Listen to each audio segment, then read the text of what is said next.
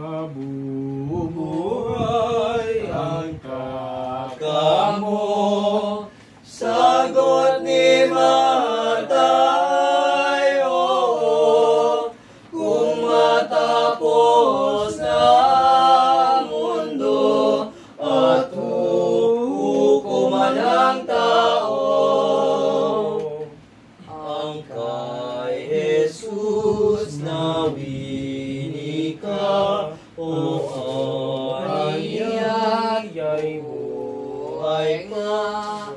At sa aking iniwala, kahit patay na misula, mabubuhay pala. Itong mga winiga ko ay paniwalaan ninyo. Sagot ni Marta ay oo, ikaw po'y si Jesucristo, anak ng Diyos na totoo. Nang ito ay mawika na, ay lumakad na si Marta. Tumuloy kay Magdalena, ang maestro'y narito niya. Bunso'y itinatanong ka. Gayong wika'y nagmabatiyag ni Magdalena ng mapalad. Kapag daka'y nagbuhat, sumalubong na nga agad, hapis ay walang katulad. At lumuhod kapag tuwan sa kay Jesus na harapan, o Maestro, anyang mahal. Kung dito sa bahay ang ako'y dinamatay, nang makita nitong verbo ang panambitan ng ito. Tumatay siyang totoo kapag na di mamagkano sa sinta nila katoto. Itinanong nitong ating Panginoon, ang wika ay gayon. Sana niya'y binaon sila sa rong aking kampon. Ay ang tugon sa kaniya ni Marta at ni Magdalena. Sumunod ka po nila, doon inyong makikita ka namin mapaninta.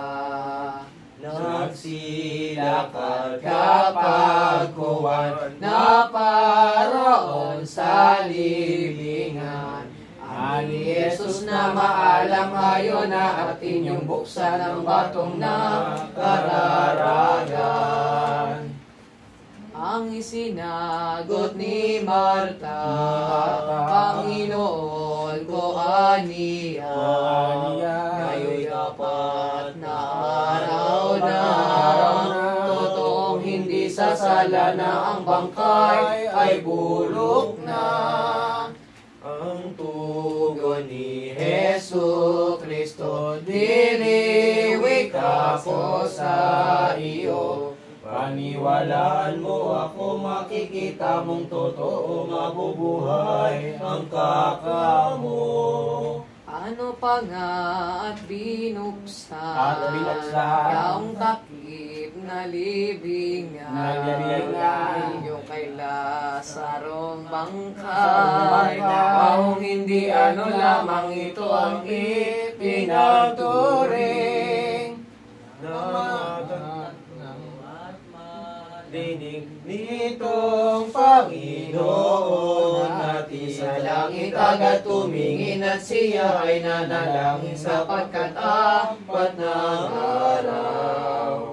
Ama ko aniyang mahal, Diyos na walang kaantay. Salamat na walang hanggan ako'y inyong pinakinggan sa hiling kong ano pa man. Kaya binig ako ito, O Diyos, haring ama ko, nang makilalang totoo. Naritong mga tao na ako'y siyang anak mo. Nang ito ay mawi ka na, Nanusap kapag karakan, ito po mapanitala, Lazaro ay magbangon ka at iya'y lumabas baga. na mangyari nga parang natutulog lamang, si Lazaro ay pinukaw nang si Jesus mapakinggan. Kumilos na kapagkuhan doon sa sadyang libingan. Ang mangyaring mabuhay nga si Lazaro mapaninta.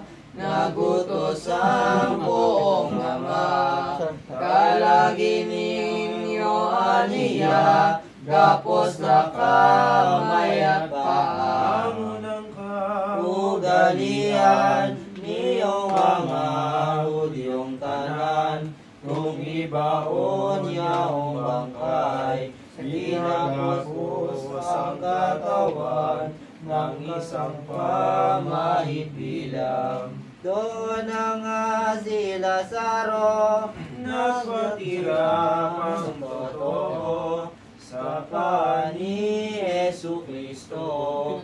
Pagpupuri mago sa ginawa ni milagro. Ito ring Lazaro naman ang sinasabing nangaral doon sa Marcelang bayan.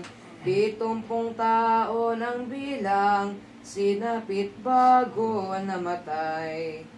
At sa ginawang milagro nitong maawaing berbo ng pagkabuhay kay Lazaro ay mayag na totoo sa madla't maraming tao. At marami sa kanila ang nagsisampalataya na anak ng Diyos siya.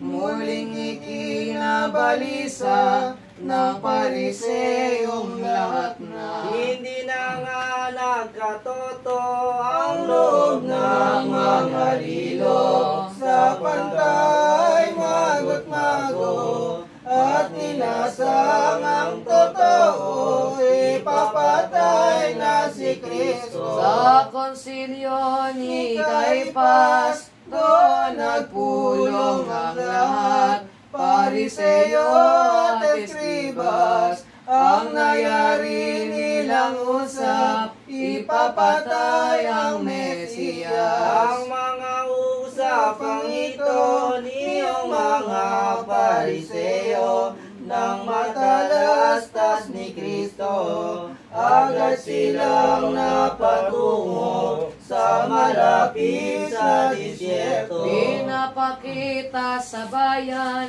hanggang 2 buwan, sa Ephraim siya tumahan. 10 apostoles naman, pangingilag niya bilang. Yaong pagtatago niya, di sa takot at pangamba, kundi pangingilag muna. Palibas ay malayo pa ang oras niyang talaga. Nang malapit ng totoo, Paskwa ng mga Hudyo, nahintay ni Jesu Kristo, nang pagtupad sa misteryo, nitong pagsakop sa tao.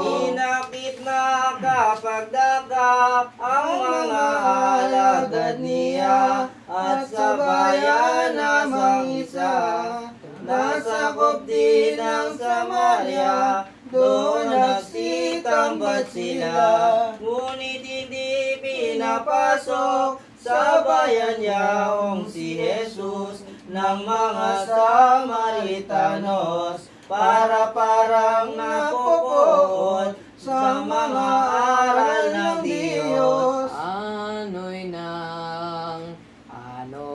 nang makita ito ni Juan at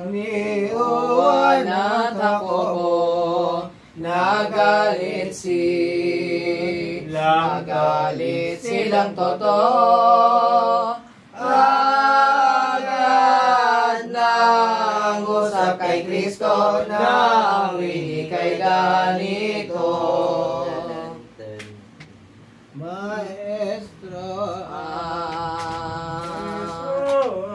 Maestro, anilang mahal, kung iyong kalooban, silang ay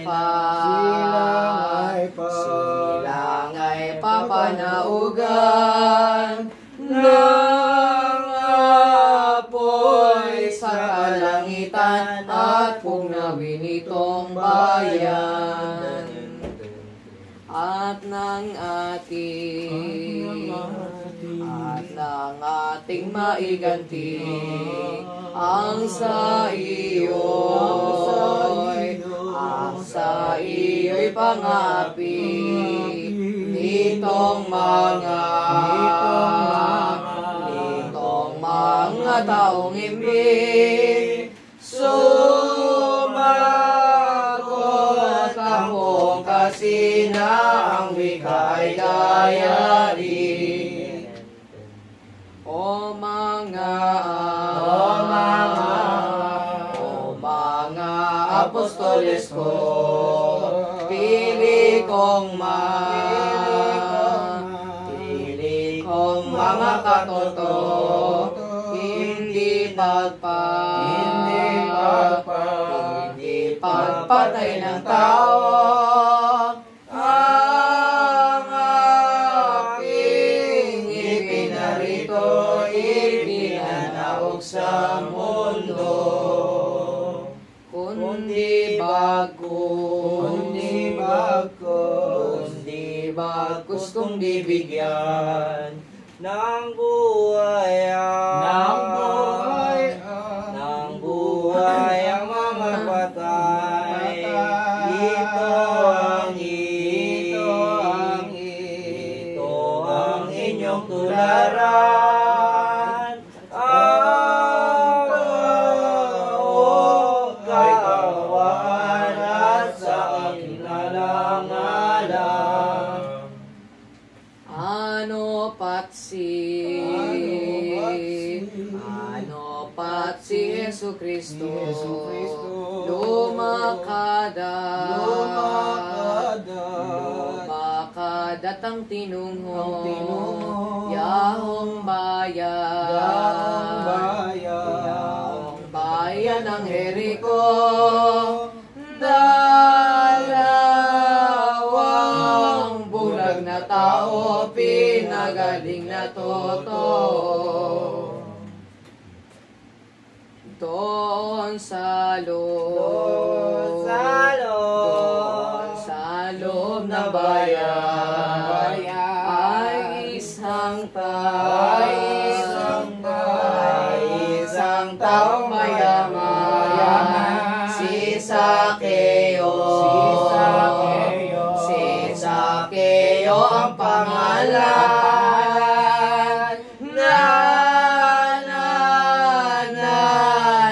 Sang matingnan itong sasakop sa tanan ng kay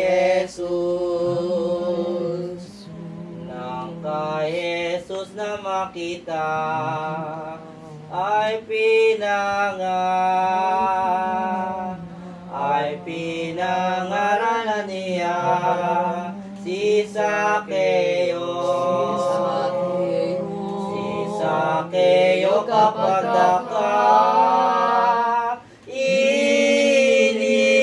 iniwan ang madang sala, nagsisipon nagtika.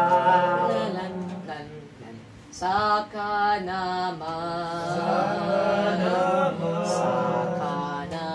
itong berbo sa Betanya, na patungo, piniging siyang totoo ng isang banal na taong ngalay si Simon Leproso.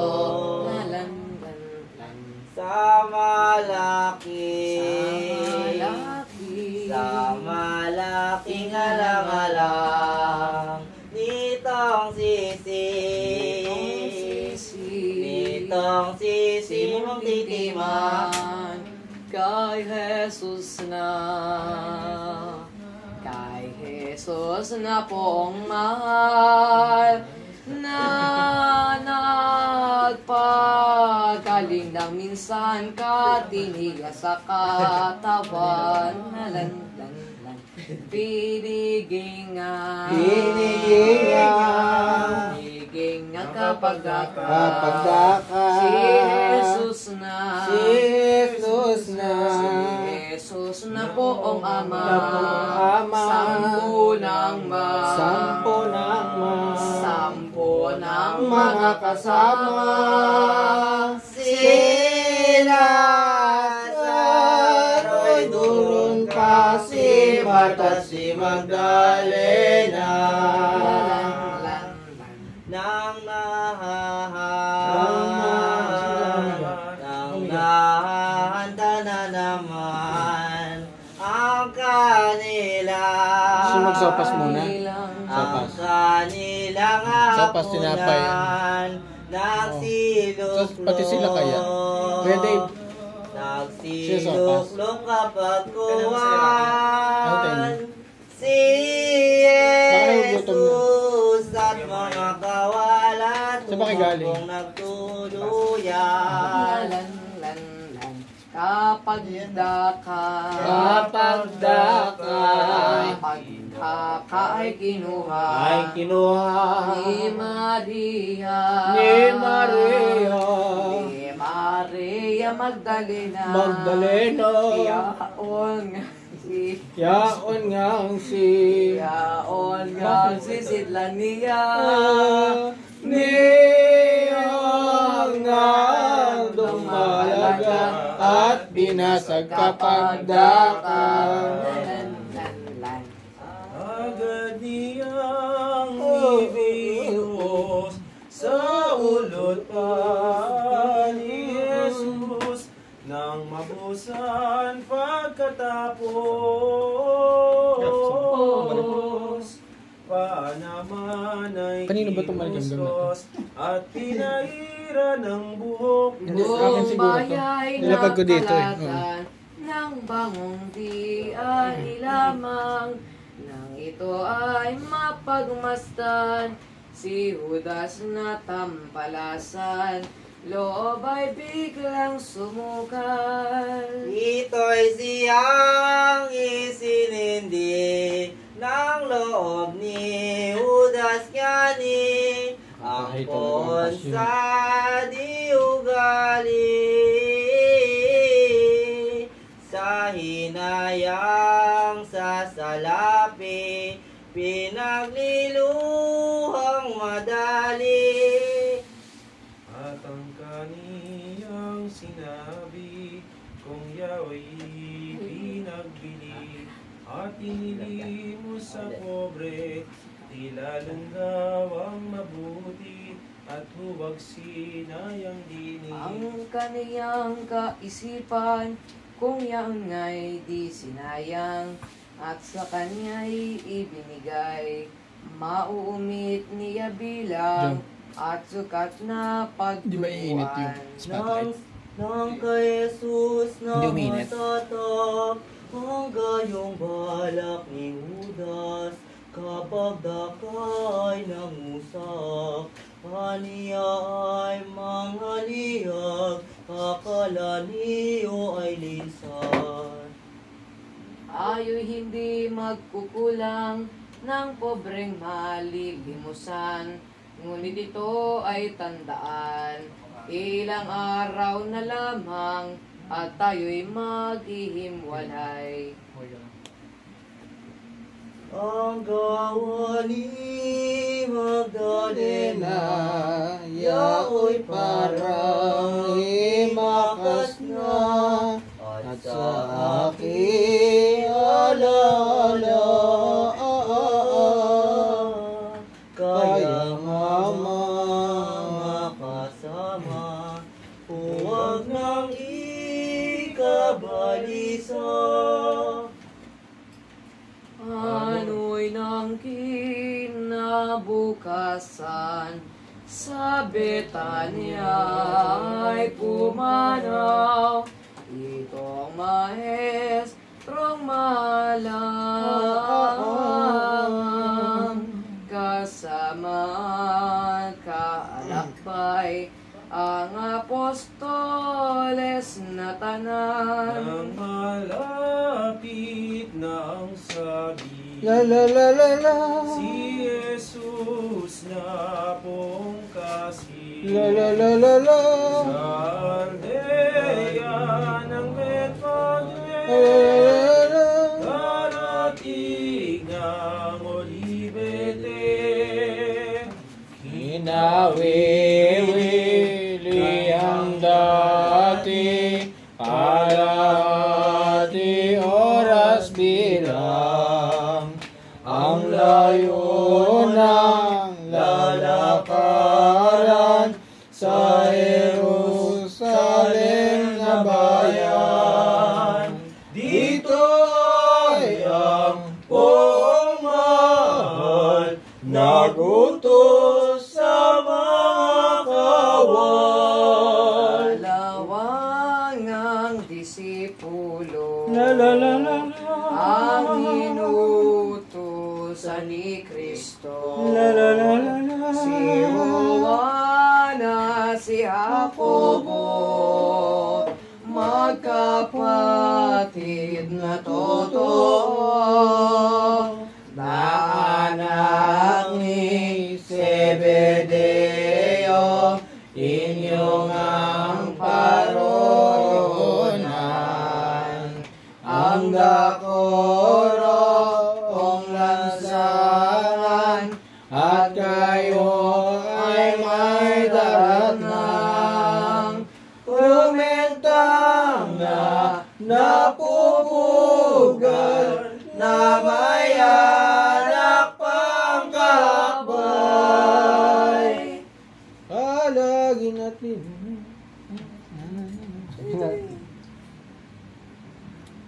Dalagin at dalhin dito, at ito'y siyang utos ko. Kung may Sabduduhin din si Kuya tatanong Ram. sa inyo, isagot ay ang maestro. Parang mabalahibo sa Ang lalamunan niya. nagpapakuha nito, pumanaw na kapag daka. Ang inutusang dalawa, doon ay kanin nakita. Napupugal ng menta, kasiping ang umentilya.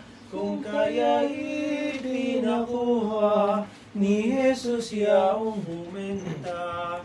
Ani ako Kubong butil, ito ay utos sa amin, ng maestro'y may gagawin, ng maestro'y may gagawin. Gayong wikay ng mabatil, ang may-ari umimik, di na sapagkat pita at ibig nitong Diyos na marikit, kung kaya ipinakuha ni Jesus yaong uminta, kung siya ay papasok na sa Jerusalem na sadya, sasakyan niyang talaga. Ito'y salaming malinaw na sukat panganinuan ng mga anak ni Adan, at siyang dapat tularan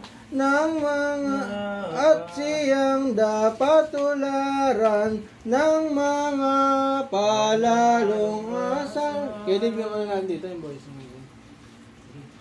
Ang unang letra ay Asunsyon,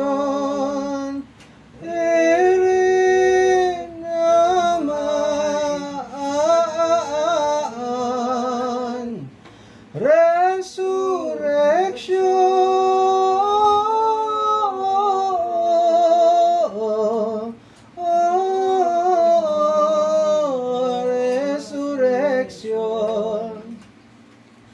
Ang ikatlo'y adorasyon, Elinamay, lamentasyon,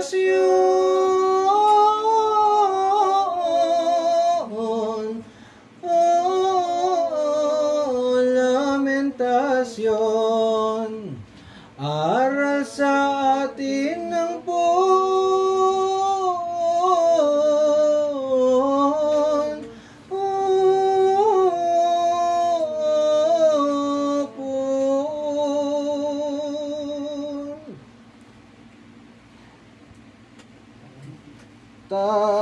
ano ba?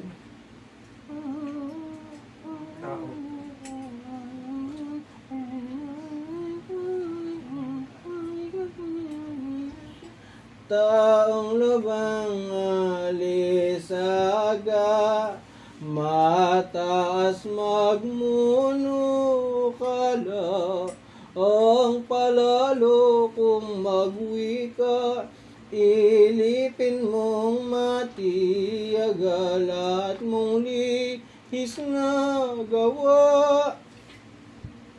Itong Diyos na totoo, kung nagkatawang tao, nagpakamura sa mundo, pangaral lamang sa tao, at nang ikaw ay matuto, ang lahat niyang doktrina, milagro't pag-anyaya, sa mundo'y ipinakita ng iyong maalala, ang totoo niyang sinta. Alam mo yung aloha, Errol? Alam mo yung aloha? Yung tono ng aloha? Ano ba yung tono na dyan?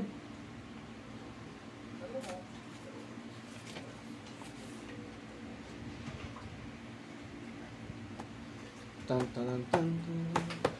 Ngunit ikaw na suwail, wala man muntimang panimdim, ang parati mong hangadin sa lahat ng siya mong minamagaling. Di ka na nagdalang awa sa tao na iyong kapwa, ang gawa mo'y pawang daya, laray-laray-ray. Magbintang magpupasala, laray-laray-roy. Mangusap magwika-wika, laray-laray-ray. Manumpa at manungayaw, di lang katampalasanan, sa bibig mo ay nunukal, laray-laray-ray. Wala kang takot muntiman sa Diyos na pong mahal, kung pumulat manuyak ka Nagwawala kang kapara, ngunit di mo nakikita at di mo naalala. Kalupitan mong lahat na laray-laray-ray. Ano pa at pawang lihis, laray-laray-ray. Ang lahat mong pag-iisip, laray-laray-ray. Hindi lang at hindi matuwid, kung yaoy di mo itangis. Anong iyang masasapit, laray-laray-ray. Diyan, ano yung may aloha? Ang katampatan mong gawin, Kristiyanong nagugupiling, ngayoy ating salubungin, si Jesus na maawain. Papasok sa Jerusalem, tingni at nagpakababa, bago'y Diyos na dakila, hari ng langit at lupa. Puno na may munukala ng lahat niyang ginawa, nagparang dukha at mura, salat sa ating hinang mata. Sumasakay sa humenta, bago'y lubos na kaniya. Ang kayaman ng lahat na, ito'y yaman ng lahat na. Ito'y kaya gawa lamang nang siya'y ating tularan.